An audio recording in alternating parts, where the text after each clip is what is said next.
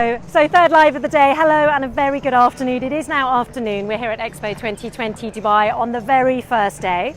We've moved districts. This is the Opportunity District. We don't know where we're going, it's been a long day. So on my left we have the extraordinary Opportunity Pavillion, Mission Impossible. Haven't seen Tom Cruise yet on the search. And over on my right, and this is well promised because lots of people were messaging on our previous videos, it is the absolutely extraordinary Pakistan Pavilion. I would say they've properly knocked it out of the park. I mean, look at that. I like the fact that I inadvertently used a cricket pavilion, a cricket analogy there. The colours are just breathtaking. It's another sort of kaleidoscope effect. I have a feeling it looks like it's slightly, do they move, do you think? Anyway, we're going to go in, we're going to take you indoors, just like you're here in person, and we're going to explore it. Fascinating building next door as well. You've got Lebanon on this side. The Lebanese building I actually know quite a bit about. It's actually quite simple, the Lebanese pavilion. They've decided, obviously, because they're having real problems in the country itself, it's a very there isn't a great deal of money for something like a pavilion. So they've decided to focus on the people's creativity and the sort of energy and richness of the culture and the people in Lebanon's pavilion. Pakistan's pavilion, don't know a great deal about, so let's head on in. Look at these shimmering colours. Let's talk about a little bit about the facade, like these triangular mirror cutouts, right? Yeah, I mean, it appears to be, let's get up close and personal this way. It appears to be made out of metal, which is half mirrored and half painted, but the effect is extraordinarily clever, and I bet it looks really, really good at night as well. Again, it is the middle of the day here. It's quite warm on an October day in Dubai at midday, but at night, when I imagine Expo is going to really come alive this month, this will have look at the shimmer there of with the yellow reflecting off onto the pink. It really is a clever, whoever came up with this, let's find out who the architect is, because it's really clever. And it's also going to be a huge relief to pop indoors, because I'm not going to lie, midday in October, hello there. Thank you very much indeed, hello. Thank you for having us. The outside is amazing. Yeah, well, it's extraordinary so far. I just saw a sign just there by the door that told us who the architect was. I'm just going to see, does it say who the architect is here? Can you open the door for a minute, just for the lights? Yeah. Wow, isn't it extraordinary? No, it's just describing so this door here, that's designed with some Afghan metalworks, which sounds extraordinary. And then as we come in here, we're seeing the pots. Oh, wow. We didn't even notice that. That's extraordinary. Thank you. Beautiful. That's really gorgeous. So almost immediately, you're getting this juxtaposition of the old and the new. Look at that amazing sunshade. And just like in many of the other pavilions, we're first being taken on a journey through the history of the country, which is incredibly useful because it gives you a sense of place and a sense of time before you then move into what is often described as the future in some way, you know, the excitement about the innovations or the creations that each country is coming up with. Look at these figurines are extraordinarily satisfying. Yes, this is clayware of the Indus Valley civilization, all made out of terracotta. My goodness me, my children would have those in a shot. They'd love to snaffle one. Oh my goodness, look. Hello there, how lovely to meet you. Welcome to the Sheesh Mahal pathway. So this is a pathway where we are showing the Sheesh Mahal. It's a replica of the Sheesh Mahal which is in Lahore Fort. And it was built by the great Mughal Empire, Shah Jahan, for his wife Mumtaz. And it's a replica of that, we are portraying it here, ma'am.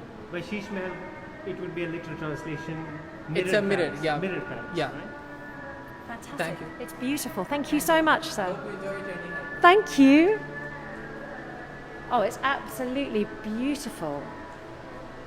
I've not seen this type of mirrored glass before. Okay, Just put my microphone back. Have you been to Taj Mahal? I've never been to the Taj Mahal. So like the facade of Taj Mahal is like very similar. It's a similar style to very this. similar style. It's absolutely stunning.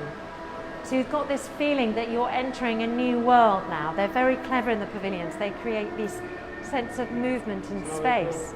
Wow, hi there. Good to meet you. This space represents the heaven of natural wonders in Pakistan. So you can see the beauty of Pakistan, and this boat represents the Mohana tribe that used to live on the seas. This represents where the Arabian Sea meets the Indus Valley on your right screen. And as you can also see the wildlife in Pakistan. Most of these places are on northern sides of Pakistan. That's a bear. I didn't know you had bears in Pakistan. That's amazing. Thank you. They're mostly rare, but they're mostly found in the cold areas, of course, of Pakistan, which is northern sides. So It's absolutely beautiful. thank you. And how long have you been in Dubai from? Are you from Pakistan? Yes, I was born and brought up in Dubai, UAE. Oh, you were fantastic. Yeah, thank you so much. Some people have literally just arrived. We met a lady from the Maldives and she'd literally just arrived 5 days ago. It was amazing. Oh no, the Seychelles. Thank you so much, sir. Look at this incredible boat. It looks, I presume it's historic and an extraordinary example. Here we go. It's the Mohanas, an ancient community sustained by the river Indus. Boat makers of the Mohana community led by Ustad Muhammad Hussain Mughal and Mohammed Rahib Marani. This is the actual, but it's absolutely beautiful. It represents the tribe that used to live in the boat. They were called the King of the Seas, and they used to live in these boats, living, eating, everything was inside these boats. The river people. Yes, and they still exist till now. So this tribe and the Kalash tribe is the only two tribes that still exist in the world. How extraordinary. Thank you so much. So even though we're only dipping into the pavilions at the moment for these videos, we're already getting a real taste of each country. And it's totally challenging my preconceptions. I've not travelled to Pakistan before. I didn't know a great deal about it, to be honest. And so to come into this space and see snippets of the culture and the So history. that gentleman was telling us about Kalash tribe, which is one of the other second tribes which still existed in the mountains of Pakistan. So maybe we can ask this lady. Yes. Hello there. So we were just looking at, we were just discussing the river tribe with the gentleman over there. What's the relevance of these tapestries and clothings here? Okay, so apparently these. Thank you. Oh no, thank you. You're welcome. So these clothes are worn by the Kalash tribe since they live in the mountainous Chitral district. So they have to wear very thick clothes to keep themselves warm. This over here, the long one that's hanging, is called pattu. So these are like, you know how you wear shawls? So Yeah. this is the shawl, but it's called pattu. And these are headscarves, head pieces, worn by men and women both. And these are the dresses worn by women. And whereabouts is this tribe based? Is this in the north of the country? Yes, I said it's in Chitral, mountainous district Chitral. Chitral. Yeah. Fantastic. Thank you. Thank you. They're absolutely beautiful. Thank you so much. Thank you. Right, we're going to continue on our journey now. Although I've seen tiny little frozen monkeys and giant ibex and then gambling brown bears, which I never knew. I never knew lived in Pakistan. Here we go. This is beautiful. A sense of movement from place to place. And at the moment, Expo 2020 is not that busy because people have probably said, oh, we'll give them a few days to settle in. But you can imagine that if there were large crowds of people, hello there, they would gradually move through these spaces. Another extraordinarily large screen.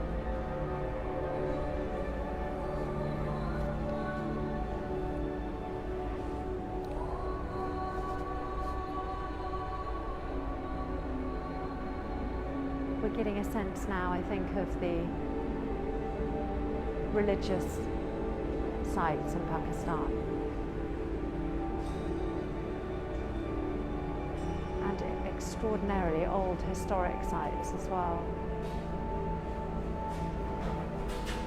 as I said, it is something of a whistle-stop tour for us, but there's obviously lots of opportunities for people to sit and meditate and learn more about the country. This panelling here is beautiful as well.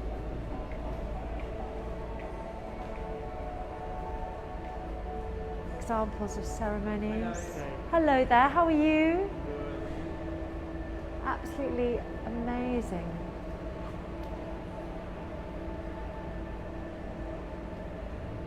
A lot of the pavilions have this slightly sort of meditative feel about them. I think it's partly because we're coming in out of the sunshine, but they're cool and calm, like museums. Well, that's until the children discover them. And then you've got, here we go. Oh, we're out again. Oh no, it's we're going to go across a courtyard now, I think. Thank you. My goodness, and then we're out into the light again. And now we're completely in the midst of this extraordinary, sorry, I reached too far. We're right in the midst of this extraordinary kaleidoscope again with these colours shimmering off. It's quite warm as well. But isn't it magnificent?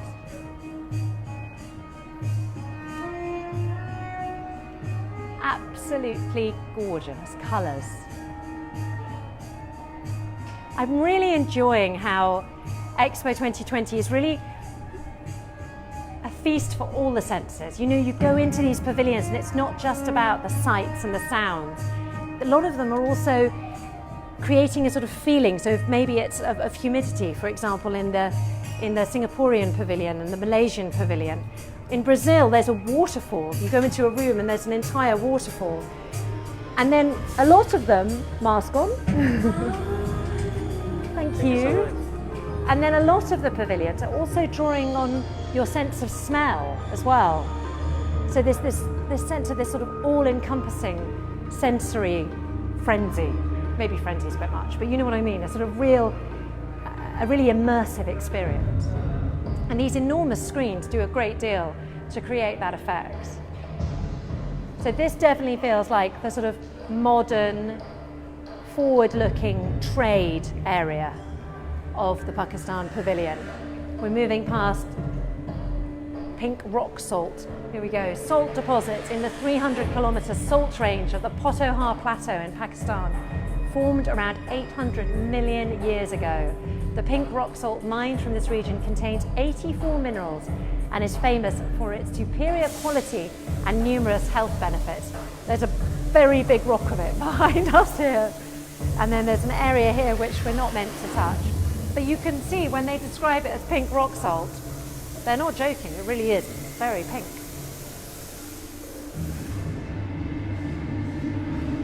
Absolutely stunning, massive blocks of salt. Hello there. You do get a sense of the enthusiasm. Are we going this way now? Thank you. It's the part of the pavilion. Say again? It's the peaceful part of the pavilion. Brilliant. We're looking forward to it. So here it says the Billion Trees Project, reforesting our precious land. And we're heading down. Wow.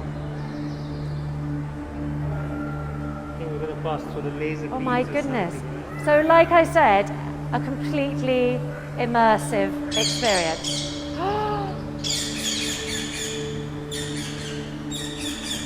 So it feels like you're walking, it's raining, and yet it's the light, it's the lasers. And then you add in the sound effects from the birds, and you really feel like you're walking through a forest. Ooh! Ah!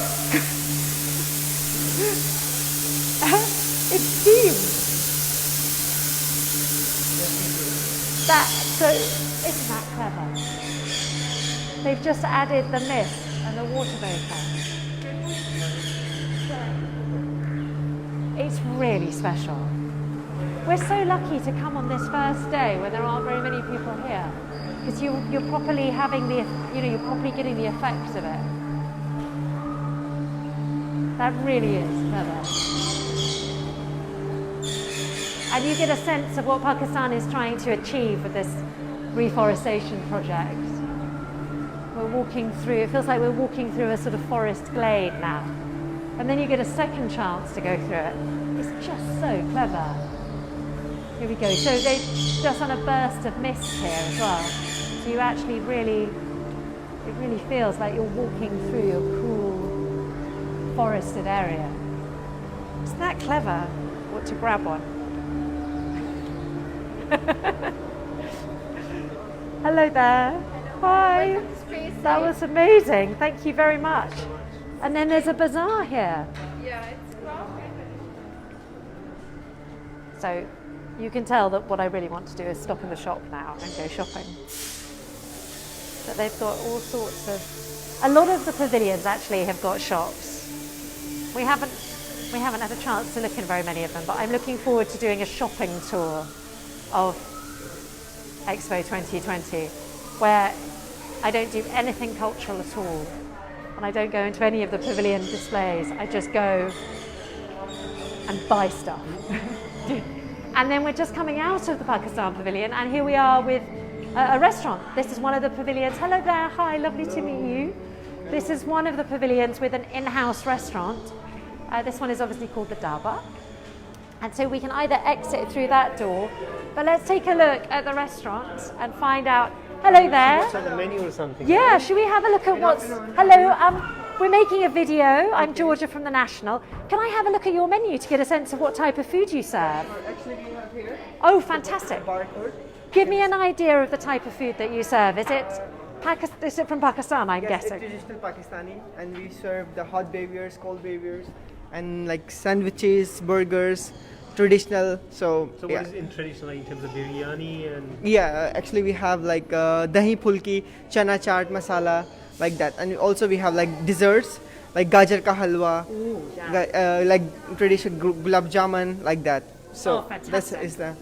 That's brilliant. Thank you very much. Well, I'm also going to do an entire week at Expo where all I do is just go to all the restaurants. So thank you very much. We'll see you again soon. Yes, so I do know a few other of the pavilions that have restaurants as well. So we went to the Singapore snack bar on the roof. Thank you so much. Oh look, show me this. So this is if we had bought the passport, I'm saving to buy the passport when my children come. But if you come to Expo 2020 Dubai, the best souvenir to buy is a passport. Because then you go around and at each pavilion they'll give you a stamp. And the idea is to collect a stamp from as many pavilions as you can. But we're not cheating today. I'm going to do it properly with my children. So thank you so much. See you soon. thank you so much. Yes, you don't want to go to a pavilion without getting a stamp, that's for sure. But we'd already seen one lady who was proudly showing off her passport and she'd already managed to get a stamp. And if you want to buy one of the passports, you can either buy them online or you can buy them from the shops here on site. So if you just look up Expo Passport Dubai, or if you look on our website, the national website, we've written an article all about it. The idea is that you can visit the world, just like a normal passport, you can visit the world, but just in one place in Dubai. It's always so bright when I come out of these pavilions. You're blinded by the beautiful sunshine that we have here. I'm fascinated by this opportunity pavilion, Mission Impossible, because... Go inside, yeah. Should we go inside? I've never been inside it. And I read they opened it to the public for a media tour about a week ago. Oh, here we go, let's head down here. And a lot of people went to it then, but I haven't had a chance. Looking ahead down this fantastic vista here, leaving the colourful Pakistan Pavilion behind, which was breathtaking, you'll see that this street here is being patrolled by a robot. So far we've found one in every single district. This robot, the bigger one, seems to be sort of issuing instructions and reminding us to wear our masks. And then there's a little tubby orange one, a little bit further down. He seems to sing songs at you and is very cheerful and happy. Oh look, this is the Bahrain one. Gosh, that's quite utilitarian, isn't it? This is the Bahrain pavilion here on the left. Yeah, look at that. Oh, I know why it looks like that. It's because one of their biggest exports is steel. And so it harks to that. It's themed around that. And then this sort of archy one is quite interesting. You can tell I'm not a writer for an architect's newspaper. This sort of archy one. It's very pretty. Which one was this? This is Iraq. Wow, we should go inside. We should go inside, right? So I know nothing about what was going on inside the Iraq Pavilion, but isn't it clever that instead of being closed, like quite a lot of them, where you have to open a door, it's totally open to the world and encouraging you can just stroll in without any sort of effort. And as a consequence, I think they'll end up with quite a lot of visitors. It does look like it's still being constructed at the moment, but clearly it's going to be a sort of multimedia journey. Now, I don't think this is going to happen very often, but behind me there's not one, not two, but 3 orange robots. I love the robots. Look how cute they are. It's just that classic futuristic, very Dubai thing to do, to have actual robots just randomly roaming around. Right, let's go in here. Over we go. We won't go and disturb. Oh, well, there's an official store there, so that's where you'd buy the passport. And then if you just, right up at the very end there, I'm not sure how much you can see, but the UK pavilion is right at the end there. And then this is the entrance and exit, so you can see just behind there. Here you've got the giant portals. There's 4 of those, one at each entrance. And then here you've got airlines, sort of airport style security, where you have to show your bag and take your passport out, your laptop out of your bag, that type of thing. Right, how are we going to get in? Let's go this way. So Georgia, as we go inside the pavilion, yes. So do you want to maybe touch upon that WhatsApp calls thing that we... Oh yes, so one of the interesting quirks about the Expo 2020 site is that WhatsApp calls seem to be working on site. I have to admit, I haven't tried it out yet. But if you live in Dubai or the UAE, you might know that for the most part, WhatsApp and what's the other one called? The iPad, the iPhone Live one, FaceTime. Sorry. For the most part, they don't work in Dubai, but there have been rumours that they do work on site. So it's definitely something to try out if you want to sort of show off the site on video to your friends and family back home. I think you can now do FaceTime or WhatsApp video calls, or at least it might be worth a try. You know, we've all got used to it in the UAE, so we don't tend to use it. We tend to use Zoom or Windows or Teams, Microsoft Teams. So we're going up. This is the Opportunity Pavilion called Mission Impossible. It's one of the 3 major thematic pavilions that the UAE has created itself. So there's the UAE pavilion, but then there are these 3 key thematic pavilions. This one obviously is focused on opportunity, does what it says on the tin. I have very little sense of what's inside, so we're going to make our way in now. And I think this is one of the pavilions where you might need to... There's another robot! They're everywhere. 4. Gives you a sense of how many there must be. Hello there, how are you? Now I don't have a ticket to go in. Do people normally need a ticket to go in the Opportunity? Yeah, because you get busy. Am I allowed in with my media pass?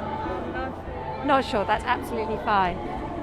So I think, so this is another reason why it's worth getting the Expo 2020 app, because in order to get into the big thematic pavilions, it looks like you need to also reserve a position or reserve a ticket for that. I'm allowed to go in as media. Well, you have to do quite a long walk. Is there an easier way because we're doing the Facebook Live and it's going to be like long? Not sure if it's busy. Like once the start round finishes, most people are going to go in, and then you have to wait for the countdown. Oh, so we've got. Oh, so I see. There's a countdown of 1.5 minutes. We're worried we might lose our audience if we wait for 1.5 minutes. Okay, we're going to come back here later. We'll make it our destination of choice, and we'll go instead in pursuit of the robot. I need to find out what his name is. They'll have specific names. But as you can see, so all of the ladies are walking around us now. They're all the volunteers. Hello, lovely to meet you. How are you? I'm Georgia from the national newspaper.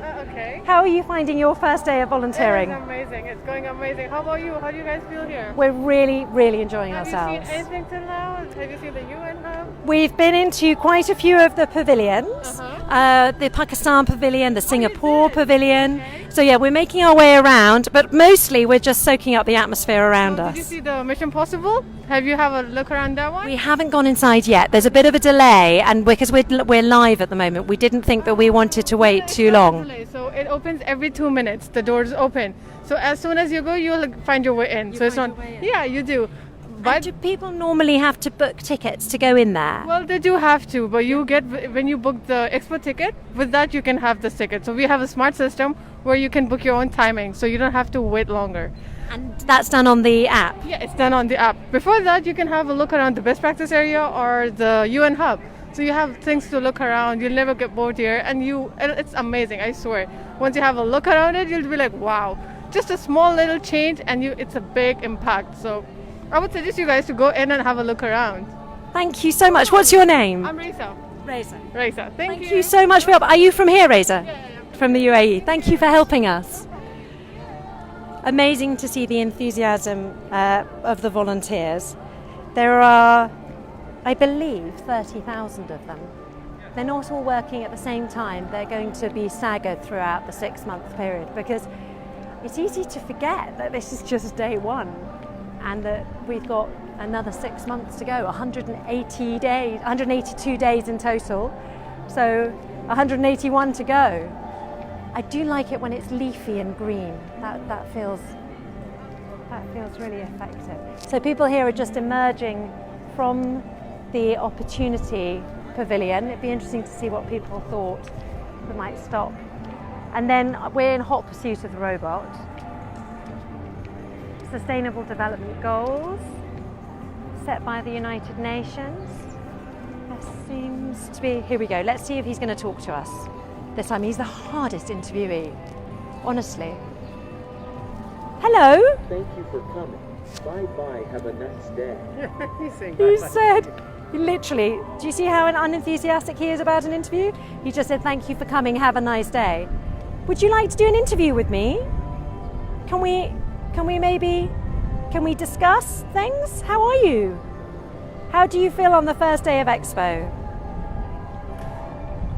Can you maybe ask her a question about where is, for example, some pavilion? Robot, where is... Part of Expo. We are proud of you. Oh, he said he was proud of me. Thank you for coming. Hope to see you soon. Thank you for coming. Hope Do you to know see where you is soon. India Pavilion? Ask him. Where is the India Pavilion, Robot? Do you know? He's got a very friendly face, but maybe not that bright. Is that rude? It's not that bright. But then thank goodness, because if you had a robot who was cleverer than us, we'd start to feel threatened. Oh, George, that Swiss pavilion is something like That Swiss pavilion is mind-blowing. So the only thing that is slightly challenging about the Swiss pavilion, which you can see in front of you now, do you see that mirrored effect with the red, and then as we get closer you're going to see the cross, which shows that it is the Swedish flag. The only problem with it right now is that mirror is reflecting the midday sun, like nothing else. Red, so you might get lost in the pavilion. Yeah, you might. So as you can see, they've done a brilliant job. The pavilion has realised that it's quite toasty at this time of the day. And so everyone who is queuing has got lovely umbrellas, which actually has a very decorative effect. It does look great. What about the cones next door? Is that, I wonder which country that is. Let's have a look. Oh, that's Austria? Austria, intriguing. And then we've got Egypt to our right here. Earlier there was a bit of a queue for Egypt, but that seems to have died down slightly. But yes, either there's lots of patriotic Swiss nationals, or everyone wants to go into that extraordinary building. There's something going on down here, look. There's just constant music and excitement here on the first day of Expo. And as you can see, even though it is the middle of the day, and I am a little bit hot, to be honest, a little bit hot. I've been drinking a lot of water. It's people are still out and about. This shaded effect that they've got here in the avenues is very, very effective. There's a nice breeze, and everyone. Show these cones a little bit closer. Yeah, let's go. Oh yeah, let's go have a look at the Austria cones. Plus, it might be slightly cooler inside. Oh, this on the left. This is the Chinese one. Do you see how it looks like a giant lantern? We've got to go in there. You know why we've got to go in there? They've got a panda robot. panda robot that might be slightly more intelligent than our friendly orange friend, yellow friend. So I'm so sorry, I'd avoided the cones, which do look lovely, Austria, because I want to go in here to the Chinese pavilion. So I like 10% battery left. So we've got 10% battery left. So I reckon, do you think we've got time to, let's see if we can make it. Let's go in and see. Hello there. Something was going on down there as well. Dance happening there. They're dancing. I mean, we can go in for So like panda 5 minutes. robot or dancing? That's the type of choice you face at Expo. Panda. Panda robot or Irish dancing. Which do we do? Those are the type of dichotomies you're going to face. Thank you, sir. So as you can see, and this gentleman's very right to tell me, you need to wear your mask on site. When I'm doing filming, I'm taking it off occasionally, but for the most part, COVID regulations require us to wear the mask. You do not need a PCR test, you do not need to be vaccinated to come on the site, but you do need to have a PCR test in advance. If you want to find out more details about that, we have got them on the national website. If you check out our blog, it'll give you all the details of where you need to do that. Here we go. So it's that classic queuing system where if aliens came down and saw us now, they'd be like, these humans, they seem intelligent, but all they do is walk around in circles. If we wanted to avoid this queuing, of course, you can buy a smart pass, which means you can skip queues. And then say this was all chock-a-block with people, you can also use the smart queuing system on the Expo app, which I haven't tried out yet, but you can sign up for it. And it means that you can just wait and come when it's time for when it's your turn. So you sort of digitally queue rather than physically queue. And Expo introduced that because back at the Milan Expo, the queues got up to about 1 or 2 hours. Oh, heavenly cool. Now, this Expo is going to be quite exciting. This pavilion, rather, is going to be quite exciting. There are several things I'm looking out for. One of them is the China robot, the panda robot. The second is that they've got an exhibition on space. And then the third is that they've got, I think it's an autonomous vehicle. So we start, here we go, we're going into space straight away. So we start with a political greeting from the leader. Lots of people are taking photographs with that. And then, you see what's so lovely? Oh, wow, look.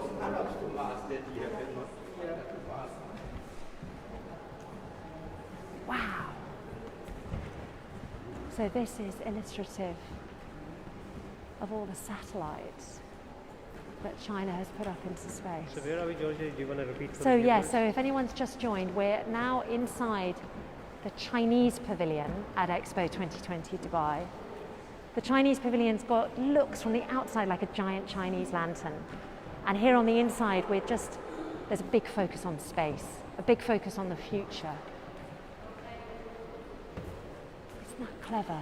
Do you see that chandelier? It's LED lights working working on a sort of computerized system. Isn't that clever? Again, another example of a pavilion using a really immersive element. Oh, look, there's a robot. Yes, you see, but he's not moving. And I know. Is he? Oh, he is moving. Look at that, he is moving. Do you think he'll say hello? Hello? He definitely just started doing a green light when I said hello to him. He's a bit more scary than the yellow one. You know, the sort of round yellow one, he's just more friendly. Here we go, so we're going into the space corridor now. This sense of moving through the exhibition. This one's on a bit of a slope. We're going around the outside of the circular lantern and gradually cooling down a bit. In the middle of the day, it is quite hot. But then you can dip inside each pavilion and cool down and learn. There's some fun children's drawings on the screens, alternating round. You get the sense with these pavilions that they're very much ready for large audiences, for lots of people. You can imagine, say you had 100 people travelling through this at a time, they would be able to absorb the exhibition. We'd sort of whistle-stop touring slightly, just so that we can crack on through. Someone's about to do a live broadcast for a Chinese channel, leaving us time to admire. Oh, he stopped for a bit. Thank you so much. As you can see, there's a lot of international media interest in the Expo 2020, not just for people's own pavilions, but to explore the others. Oh, look, how cool is this? So this is the sense. This is the high-speed rail exhibition. So in China, they have an incredibly fast high-speed rail network. And I think this is illustrative of that. What a tease, illustrative. Let's see, where are we heading now? On we go. You get a sense, it's really big. Some of the pavilions are really large. Here we go. It's quite popular. This is the most people that we've seen inside a pavilion so far. So it's quite fun to see, the public coming in and enjoying it and exploring. And this, do you see this gentleman here's got the passport? It's interesting to know how many people who go. So we're in the evolution tunnel of information now. We're spiraling around the outside. I seem to remember one pavilion having the largest elevating platform. And I wonder whether that's what we're heading towards now. Oh, I like this blue effect. So we're slightly passing people by.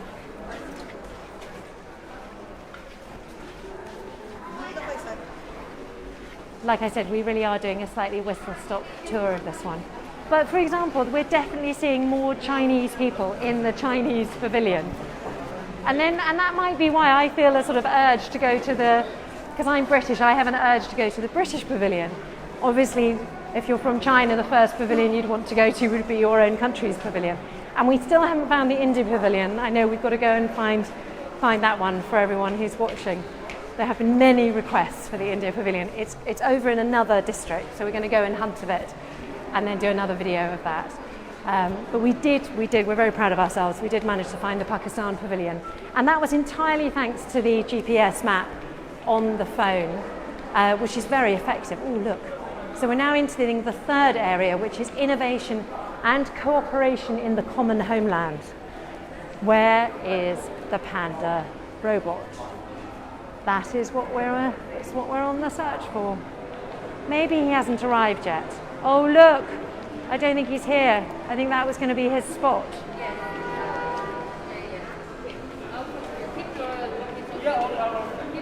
Maybe he's not here yet.